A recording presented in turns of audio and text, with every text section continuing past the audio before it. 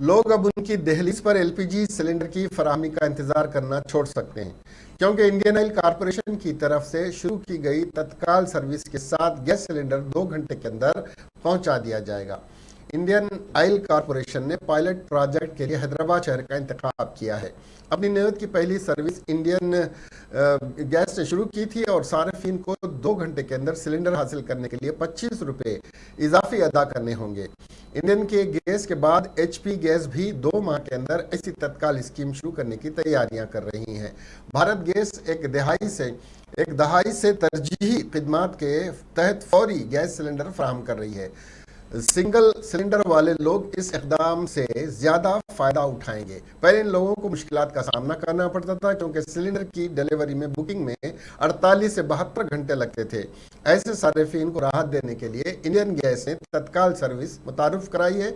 अब ऐसे सार्फिन को इंतजार करने की जरूरत नहीं है, क्योंकि बुकिंग के 2 घंटे के अंदर सिलेंडर उनकी दहलीज पर पहुंच जाएगा।